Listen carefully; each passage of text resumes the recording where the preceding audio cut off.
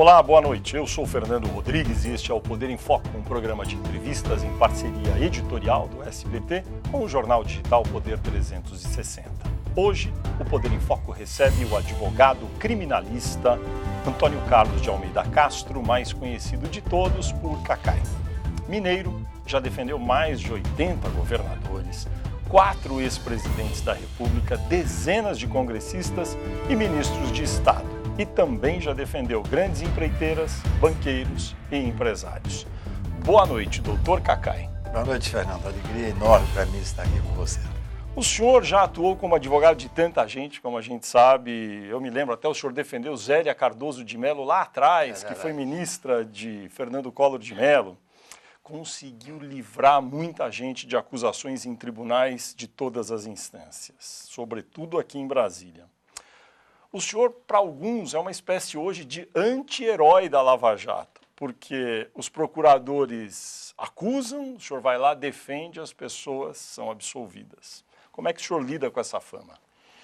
Olha, em primeiro lugar, eu quero ressaltar que a Operação Lava Jato é uma operação muito importante, uma operação que conseguiu desvendar um grau de corrupção capilarizada que ninguém poderia imaginar, nem nós advogados, nem vocês jornalistas. Então, eu não quero tirar o mérito da operação. Ocorre que o excesso de poder, especialmente por parte da Força-Tarefa e por parte do juiz, hoje ministro, mas que nós hoje sabemos aquilo que eu sempre criticava, mas hoje nós temos a certeza que era o verdadeiro chefe da Força-Tarefa, fez com que a operação tivesse muitos desvios e muitos excessos. Como eu advogo muito em tribunais superiores, eu advoguei desde o primeiro momento, eu fui advogado do Alberto Youssef no primeiro dia. Eu acompanhei essa operação sabendo desses excessos. Alberto Youssef, para os nossos telespectadores lembrarem, é o doleiro que deu início a toda a Operação Lava Jato. Então, a advocacia você ganha muito em cima do erro do Ministério Público. O excesso fez com que esses procuradores deixassem de ter certos cuidados. Eu, desde o início, digo que eles criminalizaram a política. Então, nós fomos trabalhando tecnicamente para que no momento em que nós pudéssemos enfrentar essas teses, nós tivéssemos condições de fazer um enfrentamento técnico. E o Supremo Tribunal tinha e tem uma hora marcada com uma série de questões que têm que ser enfrentadas. O excesso nas delações, o excesso nas prisões preventivas. Então, eu sou um crítico desses excessos. Eu não tenho nenhum problema em ser visto como esse anti-herói. Eu tenho certeza que todo o trabalho que eu faço é baseado na defesa da Constituição. Isso é que me dá bastante tranquilidade. Esse pré-julgamento que fazem nos processos, essa espetacularização do processo penal brasileiro é extremamente nociva para a sociedade como um todo. O senhor mencionou eventuais excessos do Ministério Público Federal, dos procuradores. Houve um caso muito rumoroso que ficou conhecido como Vaza Jato, que são mensagens trocadas entre procuradores, entre o então juiz Sérgio Moro, e que para alguns são mensagens impróprias. Qual é o seu juízo sobre o conteúdo das mensagens e como essas mensagens podem ser usadas nos processos? Olha, é um pouco mais do que impróprio. Eu acho que ali existe uma série de ilegalidades e algumas beirando a crimes. Não se pode admitir que o juiz federal que conduzia a operação estivesse, na verdade, coordenando a força-tarefa. Existe troca de mensagens onde ele determina que uma procuradora não deva ir numa determinada audiência, onde ele dá linha, até que ele era chamado de russo. Isso por causa daquela famosa história do Garrincha que fala, tem que combinar com os russos, falando para então o técnico da seleção brasileira. É tudo muito grave. Quando nós temos um juiz federal, com o poder que tinha esse juiz, porque ele foi levado pela grande mídia à condição de quase um semideus, um herói nacional, e você vê que esse juiz trabalhou para tirar da cena política aquele opositor único possível de fazer frente ao atual presidente Bolsonaro, você vê a gravidade dessas mensagens que estão sendo vazadas. Tudo isso, na verdade, nós já falávamos. Eu, desde que comecei a ver esses excessos se avolumarem, resolvi correr o país em 2, 3 vezes por mês fazendo palestras para falar sobre esses excessos. Mas, doutor Cacai, sem querer defender, porque não não vou defender ninguém aqui, é uma pergunta. O ponto de vista dos procuradores e do ex-juiz Sérgio Moro, agora ministro, é que, primeiro, foi uma violação torpe da intimidade deles, foi um crime de invasão de privacidade e, número 3, eles alegam que nas conversas tratam como pessoas conhecidas se tratam e conversam sobre determinados temas. E o próprio juiz Moro, ex-juiz agora, diz que não dava determinações e que diz que é comum as partes conversarem com o juiz. Olha, eu gostaria apenas que os procuradores e este juiz, hoje ministro, usassem a mesma régua que eles usaram para prender e para condenar algumas pessoas.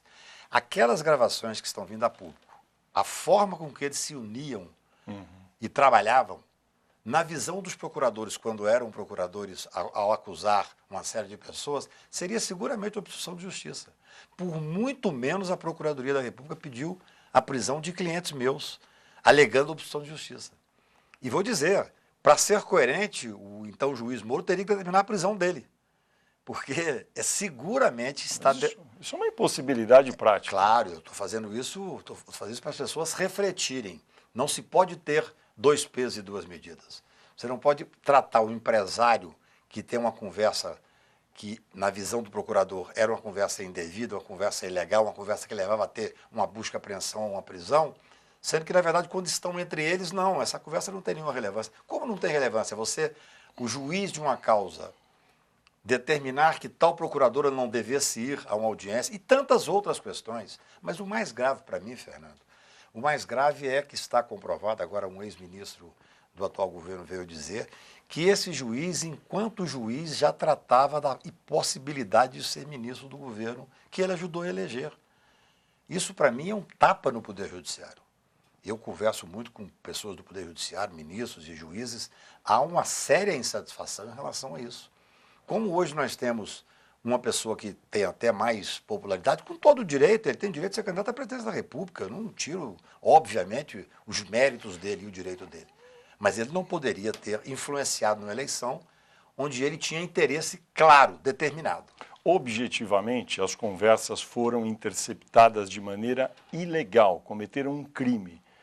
Essas conversas, o conteúdo delas, o conteúdo poderá ser usado em algum processo? Se nós formos ver o que o juiz Moro falava das conversas, que ele inclusive vazava, ele admitiu depois que vazava, o que ele dizia? O que interessa é o conteúdo. Eu, como advogado de defesa e como defensor rigoroso da Constituição, tenho dúvida se devemos usar conversas gravadas de forma indevida. Eu não sei como foi feita essa gravação. Eu desconheço, eu sei apenas que elas foram chegadas a um determinado jornalista, que é um jornalista de coragem e de competência mundialmente reconhecida, e isso veio a público. Qual era a visão em situações parecidas dos procuradores? Lógico, não quando eles estão sendo gravados. E do juiz? É que o que interessava era ver o conteúdo das conversas. Então eu acho que, especialmente quando se trata da coisa pública, se trata de um processo que tem essa dimensão para o Estado brasileiro, nós não podemos ter essa hipocrisia. Eu acho que isso tem que ser enfrentado, isso tem que ser investigado. E digo mais, se a conversa for obtida de forma ilegal, ela não pode ser muitas vezes usada para acusar alguém. Mas ela pode ser usada na defesa das pessoas. É óbvio que pode. Então, por exemplo, a prova de que houve ali uma parcialidade poderá fazer com que o cidadão que foi prejudicado peça a nulidade do processo. Tem casos que demoram muito no Brasil para terem o seu julgamento concluído, o trânsito em julgado. E em 2019, o Supremo Tribunal Federal decidiu que é necessário, sim, como determina a Constituição, que todo o processo esteja concluído, né, o trânsito em julgado, esse jargão do meio jurídico, para que a pessoa possa, enfim, cumprir a pena caso condenada. Há muitas discussões sobre isso. Eu acho que foi uma boa decisão essa, porque a percepção da população é que não se fez justiça. Olha, eu fui o autor, fui eu que assinei a primeira ação direta de constitucionalidade, evidentemente por uma questão simples, para cumprir a Constituição. Nós temos a Constituição que tem como cláusula pétrea a presunção de inocência. Então, se existem argumentos fortes contrários a esta decisão, que se faça essa decisão dentro do Congresso Nacional. Eu acho que nós não podemos simplesmente afastar a Constituição. Eu disse da tribuna do Supremo, quando defendi as ADCs 43 e 44 e 54, eu disse que o Supremo Tribunal pode muito, mas não pode tudo. Felizmente, Fernando, nenhum poder pode tudo. O Supremo não pode reescrever a Constituição. Nós não podemos ter 11 constituições no Brasil. Quando eu ouço alguém falar, especialmente se for um ministro supremo, que tem que julgar de acordo com a voz das ruas, isso não é que me soa estranho, não, isso dói. Porque é você absolutamente deixar de lado qualquer ensinamento primário que a Constituição é que tem que gerir a nação. Mas muito bem, doutor Cacá. E o problema é que a maioria dos brasileiros olha casos em que pessoas ficam décadas, às vezes, porque têm recursos, podem contratar advogados como o senhor, muito competente, que as defendem, e elas têm o direito disso, só que elas não vão presas nunca e às vezes o processo prescreve.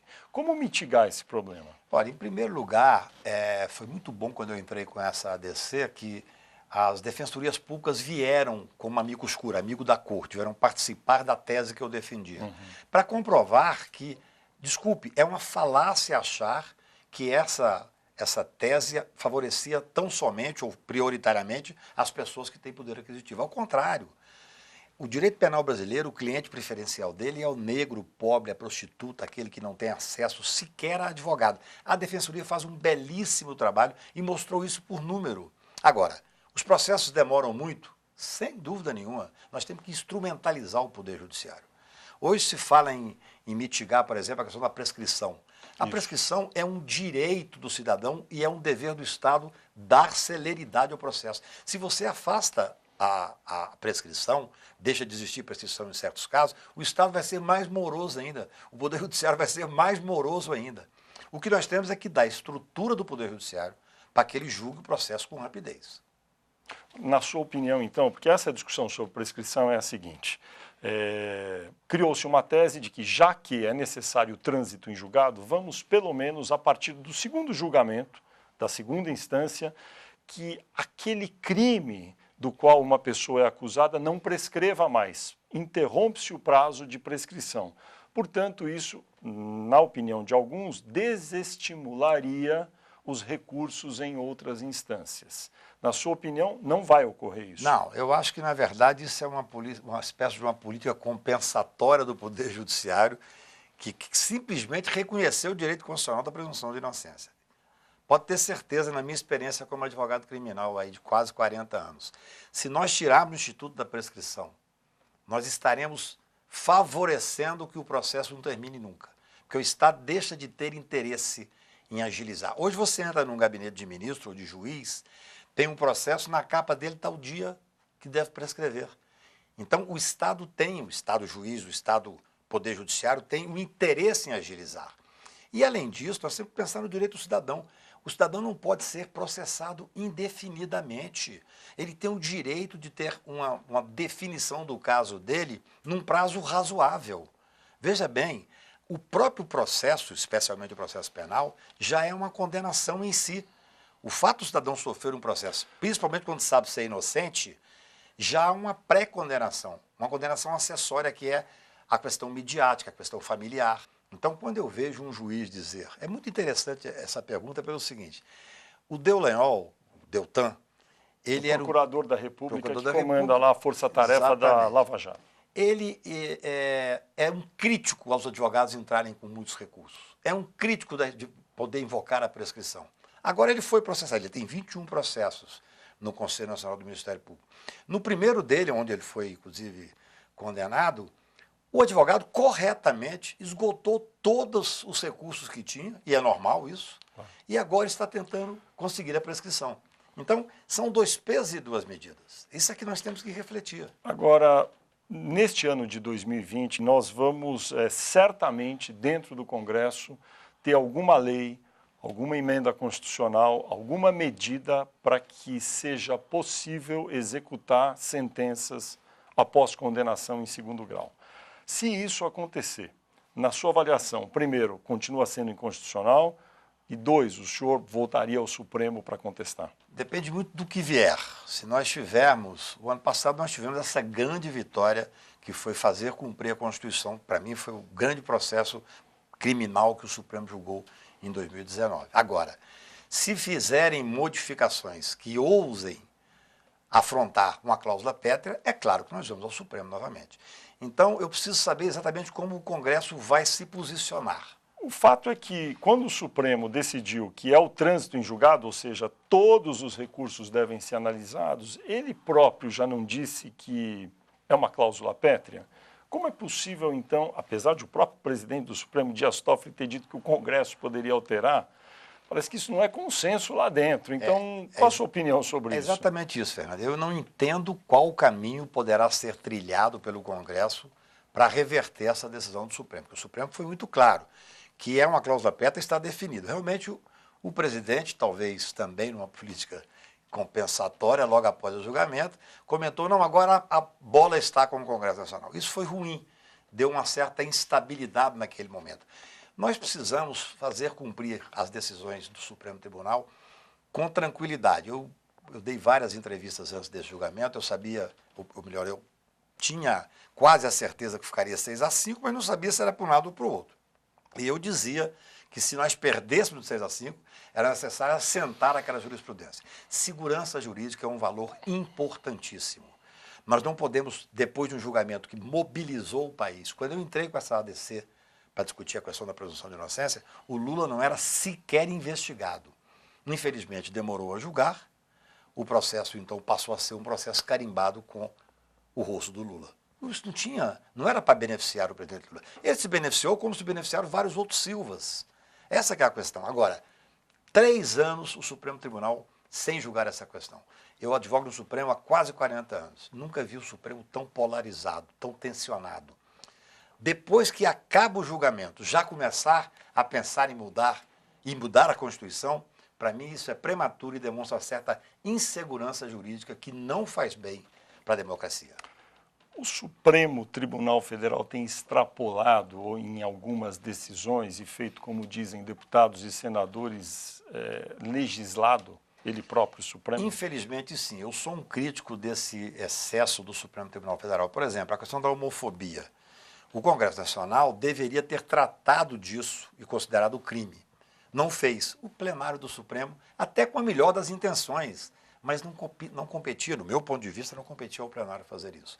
Eu penso que o Supremo Tribunal, até por isso, ele pode muito, mas não pode tudo, ele tem que ter uma contenção própria. O ministro Dias Toffoli, quando assumiu a presidência, no discurso de posse, disse que o Supremo teria que deixar esse protagonismo. Eu fiquei extremamente feliz com essa expressão dele.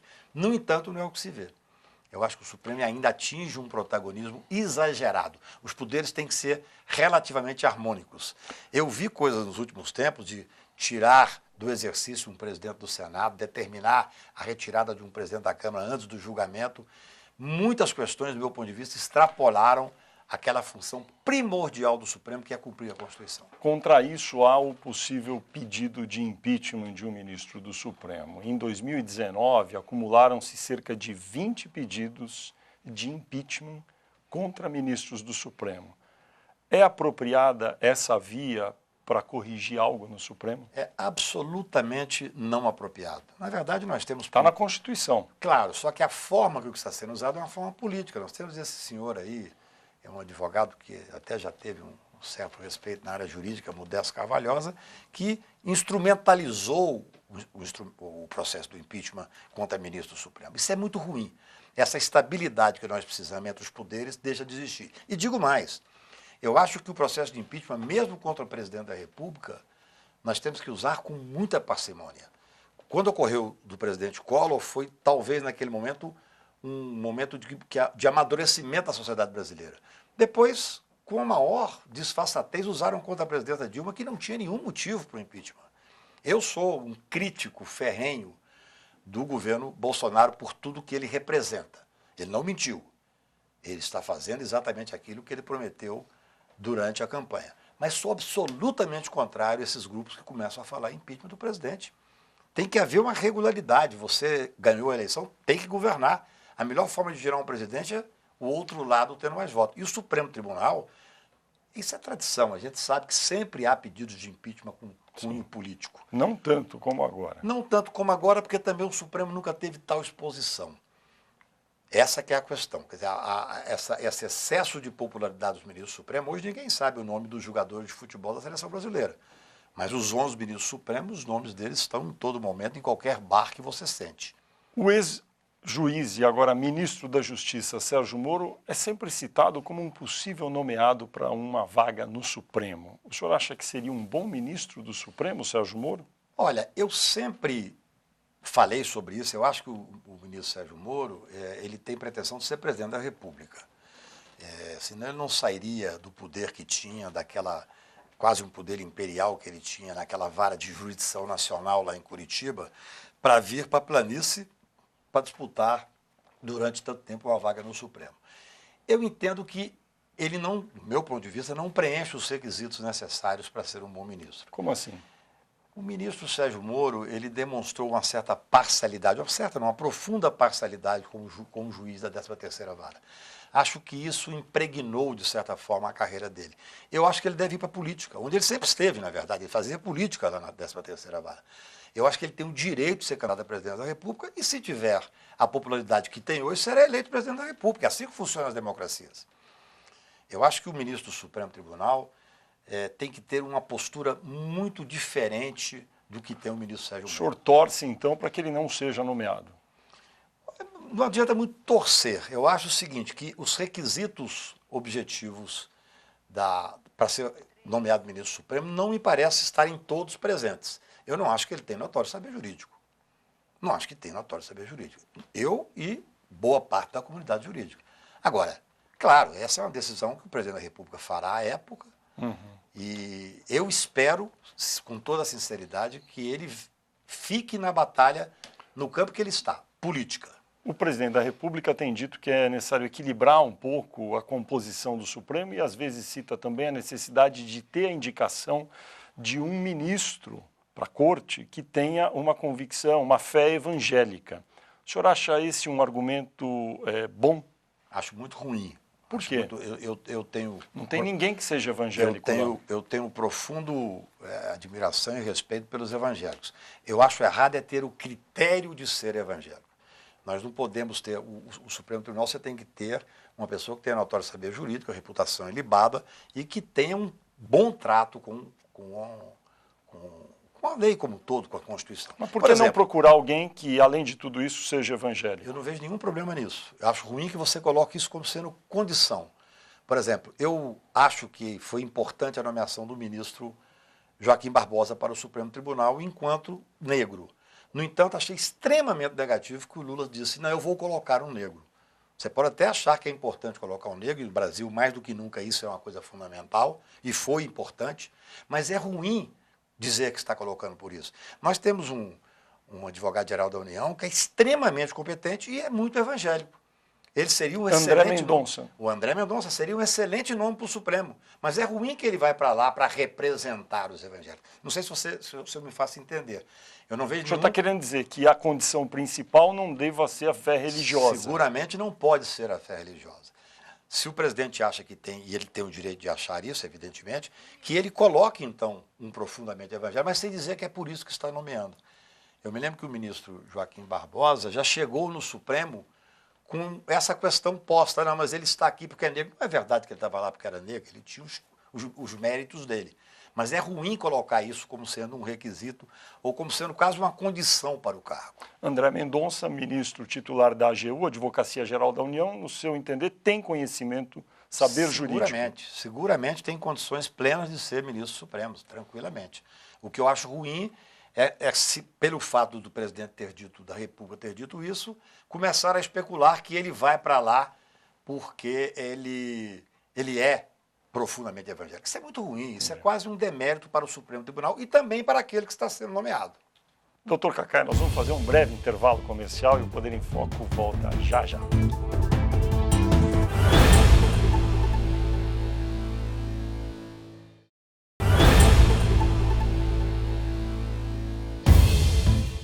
Estamos de volta com o Poder em Foco, um programa de entrevistas do SBT em parceria editorial com o jornal digital Poder 360. Nesta edição, eu entrevisto o advogado Antônio Carlos de Almeida Castro, o Cacai. Doutor Cacai, Brasília tem muito lobby e não há o menor controle sobre essa atividade. O que é possível para o bem da democracia e das instituições para que isso seja mais transparente? Tem que legalizar o lobby. Existe já estudo sobre isso, existe uma lei, há tempos projetos esperando ser votado no Congresso Nacional. Alguns deputados não devem ter interesse na legalização, mas é absolutamente necessário legalizar. Mas é ilegal hoje? O problema todo chama-se a criminalização de condutas que muitas vezes não deveriam ser criminalizadas. Por exemplo? Eu sou advogado do senador Romero Jucá, do ex-senador. O senador Romero Jucá é a pessoa que mais entendia de economia no Senado Federal.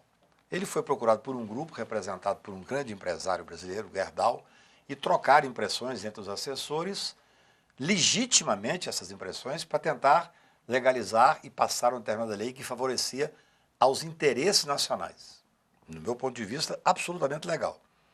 Só que o Procurador-Geral da República, o doutor Rodrigo Janot, à época, pegou essas trocas de informações e denunciou como sendo uma tentativa espúria de discutir um assunto que era sério. E denunciou por corrupção o senador e o empresário. Nós ganhamos, porque isso, para mim, era uma criminalização da política. O Supremo Tribunal não recebeu a denúncia. Inclusive, interessante, Fernando, que na minha defesa eu provei que, à mesma época desses e-mails trocados, a Procuradoria-Geral da República tinha mandado também para o senador Jucá, que era presidente da Comissão de Orçamento, vários pedidos de locação de verba que ia acular. Até disse também na tribuna, falou, o Rodrigo Janot, para ser coerente, deveria ter denunciado ele próprio.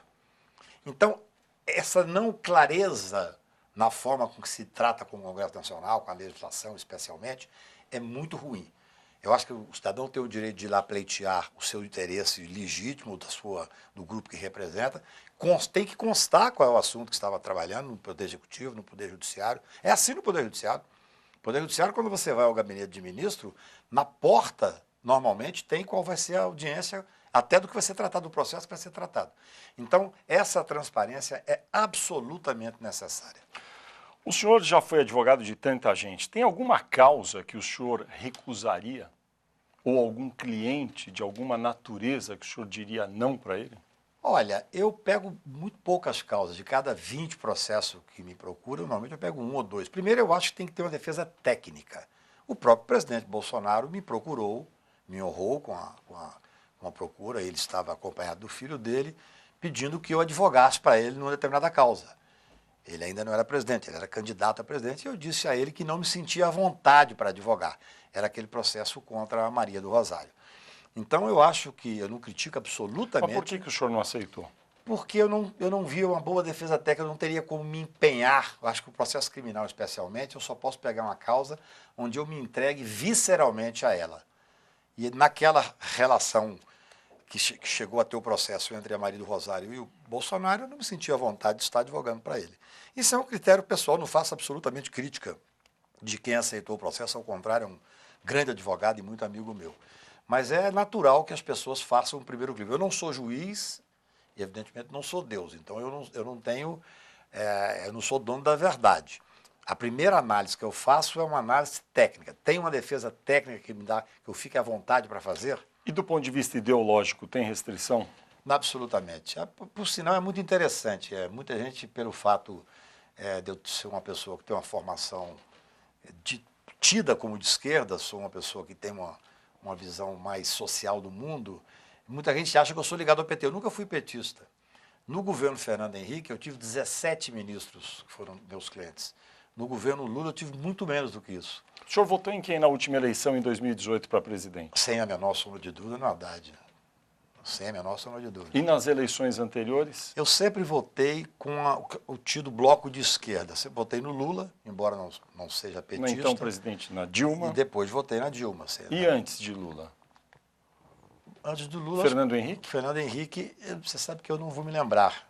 Eu gosto muito do Fernando Henrique. Sou admirador do trabalho dele, tenho carinho Em pessoal 89 o senhor lembra, todo mundo lembra, Não, a primeira claro, eleição direta. não. O senhor votou em quem no primeiro e no segundo turno? Não tenho dúvida nenhuma que votei no Lula, é claro, sem a menor sombra de dúvida. Hoje sou advogado do presidente Collor, tenho uma excelente relação com o presidente Collor. Eu não levo a minha advocacia para uma questão ideológica. Eu já advoguei para mais de 80 governadores. Já advoguei para governadores de praticamente Isso que o Brasil todos os tem partidos. 27 governadores. Né? Não, é porque, na verdade, eu estou advogando há muito tempo. Eu estou na estrada há muitos anos. E tem uma particularidade, porque como existia o foro de prerrogativa, até então todos os julgamentos se davam ou no Superior Tribunal de Justiça ou no Supremo Tribunal. Por isso eu tinha essa facilidade de ter muitos casos aqui. Vamos falar um pouco de pacote anticrime. Algumas coisas foram aprovadas pelo Congresso, outras ainda estão em curso, outras serão questionadas. Eu vou falar alguns pontos que têm sido muito falados desde 2019 aí, e gostaria que o senhor dissesse se é a favor, se é contra e por quê. Por exemplo, excludente de ilicitude, é a favor ou contra? Isso é uma permissão para matar. Na realidade, quando o juiz Moro, então ministro, apresentou esse projeto anticrime, o próprio nome já é terrível, ele fez questão de dizer, eu estou apresentando, não discutir com a sociedade, não discutir com especialista, não discutir com a academia. Por isso o projeto dele foi fragorosamente derrotado, porque não discutiu sequer com as pessoas que entendem um pouco daquilo que se trata. O senhor é contra, então? Absolutamente, isso é uma permissão para matar. Embora já exista na lei a possibilidade em que algum agente público cometa, enfim, ali um ato de força, acabe matando alguém em legítima defesa. Qualquer cidadão, legítima defesa, evidentemente, como está posta na legislação brasileira, é extremamente bem posta. Agora, isso aí, o que estava se planejando, era uma permissão de extermínio, principalmente da população periférica, dos negros, das pessoas que não têm acesso. Mas algum aperfeiçoamento na lei atual não é necessário? Nesse ponto, absolutamente desnecessária. Absolutamente desnecessária. O que você tem que fazer, na verdade, é ter os julgamentos mais rápidos. Mas isso aí não precisa de absolutamente nenhum aperfeiçoamento. Aumentar o tempo máximo de prisão de 30 para 40 anos. Isso é um retrocesso. É um Por retrocesso. Olha, nós estamos andando na contramão dos países civilizados. Os Estados Unidos, que para mim é o pior país, para ser dado exemplo na questão criminal, já viu os erros que cometeram. Você veja bem, hoje a idade penal lá, em alguns estados, está passando para 23 anos, 24 anos. No Brasil, querem diminuir. O excesso de aprisionamento, esse encarceramento em massa dos Estados Unidos, já viu que é um fracasso, tem quase 3 milhões de pessoas presas lá. Então, o que tem que ser feito é a certeza da aplicação da lei. Se você não tiver... O Brasil tem uma lei, por exemplo, de execução penal, que é extremamente interessante. Você tem o direito à progressão de regime. Você imagina o que é botar uma pessoa 30 anos na cadeia, sabendo que ele não vai ter progressão de regime? Você está colocando o cidadão como um animal. A melhor coisa que pode ter para quem é levado ao sistema penitenciário é ter a progressão, ter o direito de diminuir pena com leitura, diminuir pena com trabalho, com bom comportamento. É o contrário do que diz esse pensamento encarcerador que preside, infelizmente, o ministro da Justiça.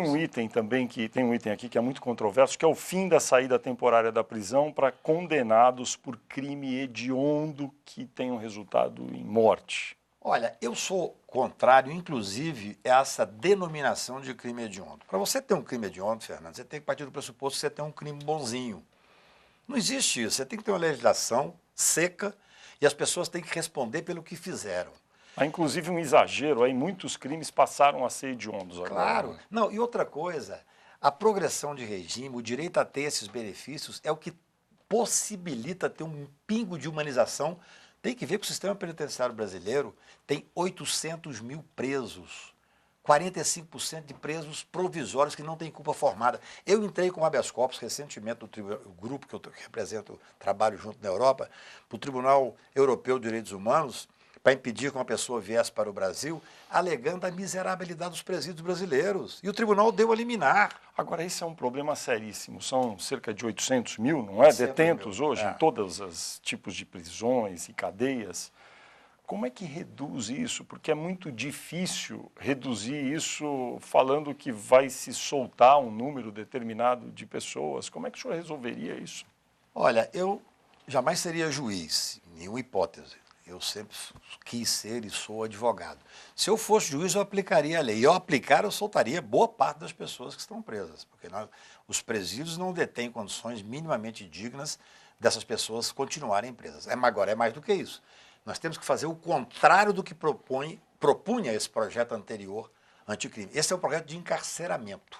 O projeto do do ministro Sérgio Moro é um projeto de encarceramento. Nós temos que mudar, nós temos que enfrentar a questão da droga, descriminalizar a droga. Você sabe que a sociedade que acompanha essa, a gente estava falando das saídas temporárias, às vezes, quando é Natal, Dia das Mães, Dia dos Pais, sai uma pessoa e comete um crime quando saiu. Isso é muito comum no noticiário.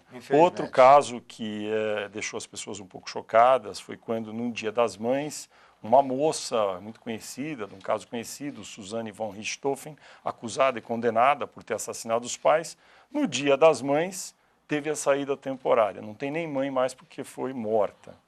Isso não está errado? Não, eu acho que nós não podemos, no meu ponto de vista, nunca pegar um exemplo, que é um exemplo às vezes infeliz, para condenar um direito que vai deixar de ser exercido por milhares de pessoas. Mas nesse caso... Veja bem, a sociedade, eu sei que eu sou contra a majoritária, eu sei que as pessoas não concordam comigo no todo. Eu não estou aqui para ser candidato. Mas a pessoa que é condenada por matar os pais, ter direito de saída temporária no dia dos pais ou das mães? Cada caso... Como fazer nesse caso? Eu não conheço o caso concreto, eu não analisei esse processo. Não, ela foi condenada, isso é notório, né? Não estamos seguinte, aqui falando nenhuma... Sem dúvida. O que eu quero dizer é o seguinte, cada caso, para a pessoa usufruir de um benefício legal, ele é analisado caso a caso por um juiz.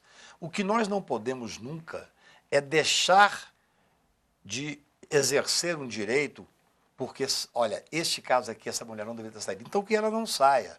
Mas você simplesmente tirar da legislação esse direito que beneficia a milhares de pessoas, esse é que é o problema. A sociedade, naquele momento, não diz assim, essa senhora não deveria ter saído.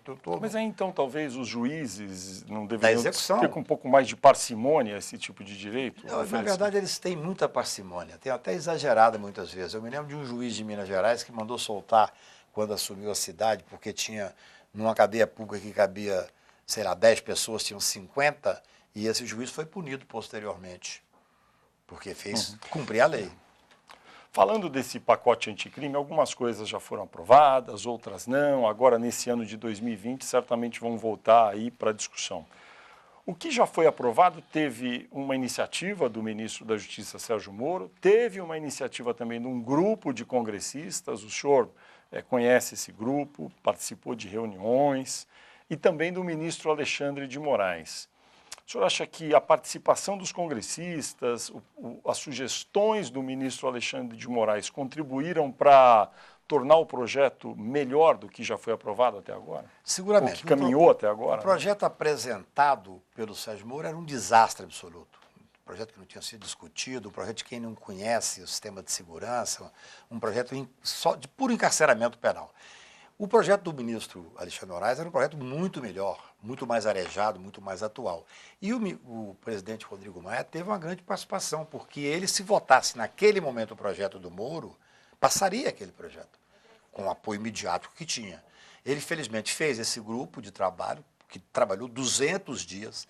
Realmente eu participei de várias reuniões de parte do grupo, levamos alguns advogados criminais, o grupo Prerrogativa, de amigos que conhecem um pouco a área criminal, conhecem a área penal, conhecem a realidade dos presídios brasileiros, e acho que foi um avanço muito grande. Felizmente, tínhamos um projeto do ministro Alexandre de Moraes que facilitou muito essa discussão. A palavra advogado, advogados, advocacia está cerca de 20 vezes presente na Constituição. O Brasil é o país dos bacharéis. O Brasil obriga as pessoas a constituírem advogado para se defenderem.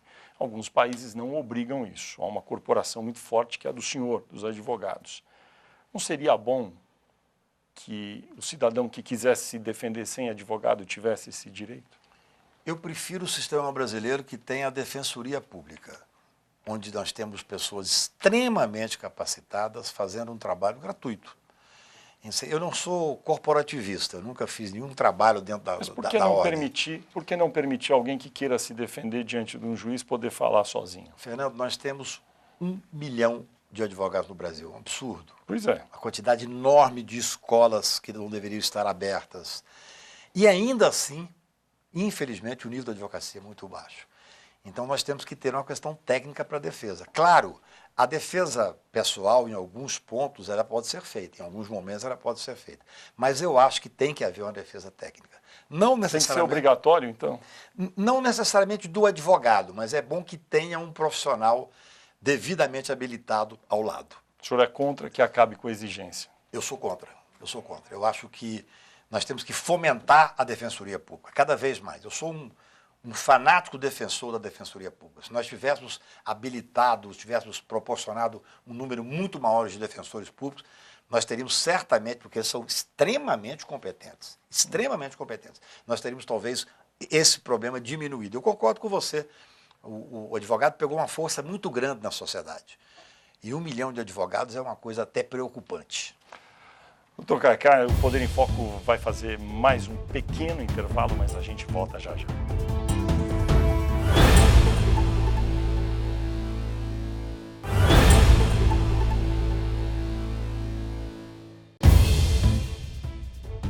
O Poder em Foco está de volta. Este é um programa de entrevistas do SBT, do jornal digital Poder 360. Nesta edição eu converso com o advogado Antônio Carlos de Almeida Castro, mais conhecido como Kaká.